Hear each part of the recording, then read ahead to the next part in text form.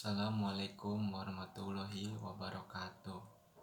Perkenalkan, nama saya Irfan Septiawan, NIM 20011111049,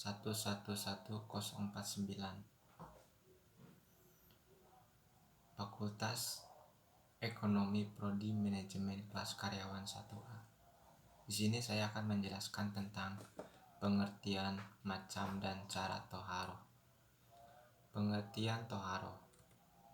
Toharoh menurut bahasa berarti bersuci. Menurut syarah atau istilah adalah membersihkan diri, pakaian, tempat, dan benda-benda lain dari najis dan hadas menurut cara-cara yang ditentukan oleh syariat Islam.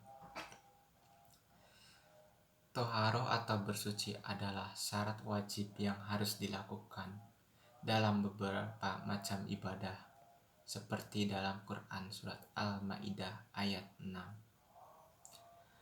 Hai orang-orang yang beriman, apabila kamu berhak mengerjakan sholat, maka basuhlah mukamu dan tanganmu sampai dengan siku dan sapulah kepalamu, dan basuh kakimu sampai dengan kedua mata kaki.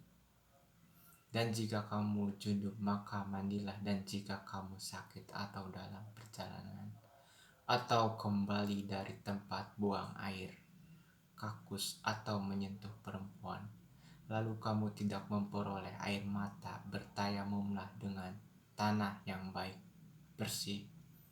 Sapulah mukamu dan tanganmu dengan tanah itu. Allah tidak hendak menyulitkan kamu, tetapi Dia hendak membersihkan kamu dan menyempurnakan nikmatnya bagimu supaya kamu bersyukur. Toharoh atau bersuci menurut pembagiannya dapat dibedakan menjadi dua bagian, yaitu 1. Bersuci lahiriah.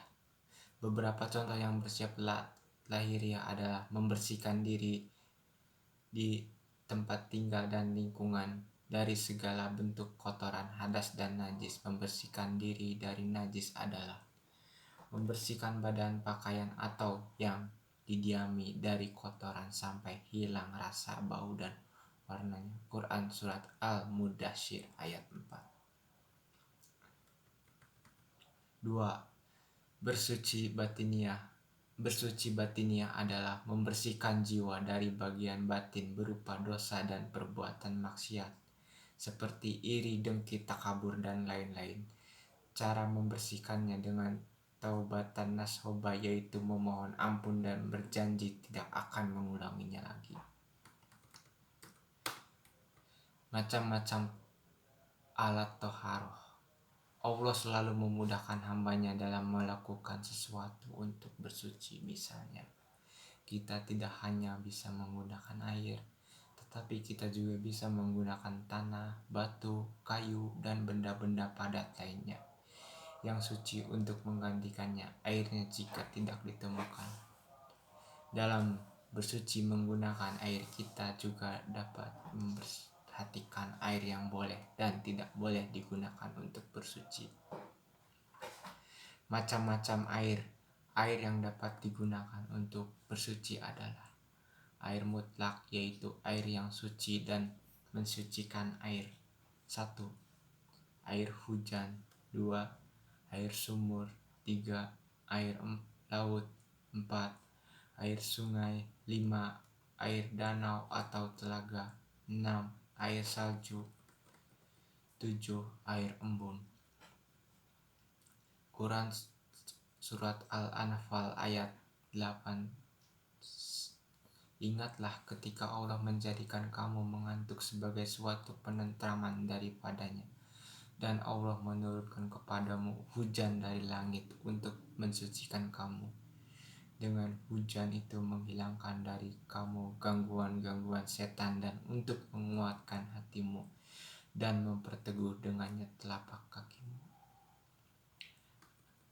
Air yang suci tetapi tidak dapat mensucikan, yaitu air yang halal untuk diminum tapi tidak dapat digunakan untuk bersuci, seperti air teh, kopi, sirup, air kelapa, dan lain-lain. Air musyamas, yaitu air yang terjemur oleh matahari dalam berjana selain emas dan perak. Air ini makruh digunakan untuk bersuci. Air mustakmal yaitu air yang telah digunakan untuk bersuci.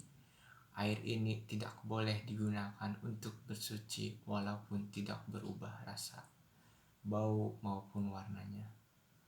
Air mustanajis yaitu air yang sudah terkena najis, baik yang sudah berubah rasa, warna dan baunya, maupun yang tidak berubah dalam jumlah yang sedikit, yaitu kurang dari 270 liter menurut ulama kontemporer.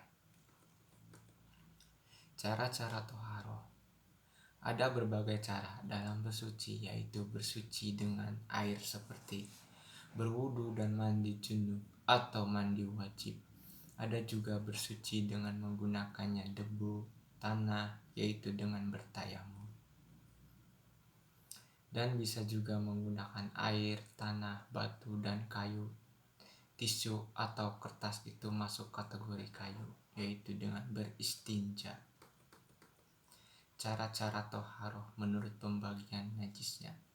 1. Najis ringan. Najis mukhalafah. Najis mukhalafah adalah najis yang berasal dari air kencing bagi laki-laki yang belum makan apapun kecuali air susu ibunya saja dan umurnya kurang dari 2 tahun. Cara membersihkan najis ini cukup dengan memercikan air ke bagian yang terkena najis. 2. Najis sedang. Najis mutawasitoh yang termasuk ke dalam golongan najis ini adalah kotoran, air kencing, dan sebagai. Cara membersihkannya cukup dengan membasuh atau menyiramnya dengan air sungai sampai najis tersebut hilang, baik rasa, bau, dan warnanya. 3. Najis berat. Najis mughalladhoh. Najis berat adalah suatu materi yang kenajisannya ditetapkan berdasarkan dalil yang pasti, yaitu anjing dan babi. Cara membersihkannya yaitu dengan menghilangkan barang najisnya terlebih dahulu, lalu mencucinya dengan air bersih sebanyak 7 kali dan salah satunya dengan tanah atau batu. Cukup sampai sini penjelasan saya tentang toharoh ini. Cukup singkat tapi semoga dapat bermanfaat bagi kita semua. Billahi taufiq wal hidayah. Wassalamualaikum warahmatullahi wabarakatuh.